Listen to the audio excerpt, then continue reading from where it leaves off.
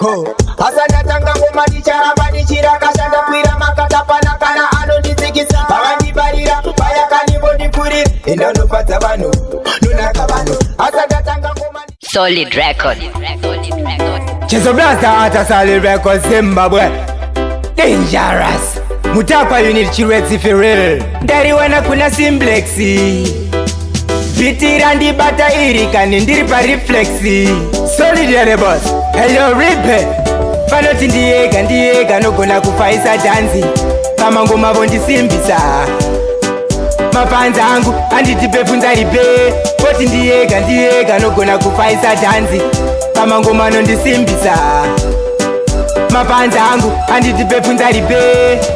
Vamwe vacho vakazama vakagumira mzira Vamwe vakawana mgana vakatambisa Isu tatosvika pamangoma vakupanika Vamwe vacho vakushaya kani kwekutizira Enda kana unobvunza zvikoro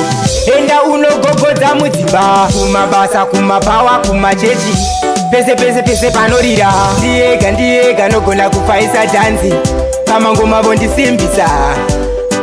Mapanza angu anditi pefunza ripe Poti ndiyega nogona kufaisa dhanzi Kama ngoma nondisimbisa Mapanza angu anditi pefunza ripe Mapanza kandisimbisa kuti izvikani ndo zviripo Saka ndoya ikoko Hazvina basa kuti imi mambo papo Kana kuta munasvika ipapo Mangoma angu atofamba kani mamaira Tatosvika apana kachinoera Kana tatati akati chachi Chuni rakaipa Panoti ndiyega nogona kufaisa dhanzi Kama ngoma vondisimbisa Mapanza angu anditi pefunza ripe Poti ndiyega nogona kufaisa dhanzi Kama ngoma nondisimbisa Mapanza angu anditi pefunza ripe Vamwe vacho vakazama vakagumira mzira Vamwe vakawana mgana vakatambisa Isu tatosvika pamangoma vakupanika Vamwe vacho vakushaya kani kwekutizira Enda kana unobvunza zvikoro Enda unogogodza mudzimba Kumabasa, kumapawa, kumachechi Pese panorira Ndiyega nogona kufaisa dhanzi Kama ngoma vondisimbisa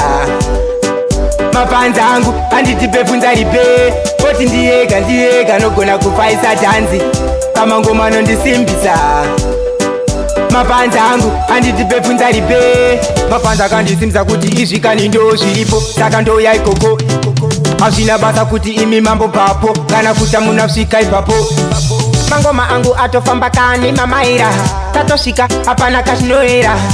Kana tatati akati chachi Chuni rakaipa Panoti ndiyega nogona kufaisa dhanzi Kama ngoma vondisimbisa Mapanza angu anditi pefunza ripe Poti ndiyega nogona kufaisa dhanzi Kama ngoma nondisimbisa Mapanza angu anditi pefunza ripe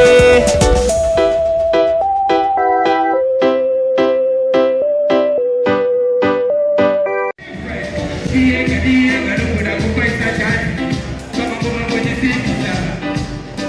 Mapanza angu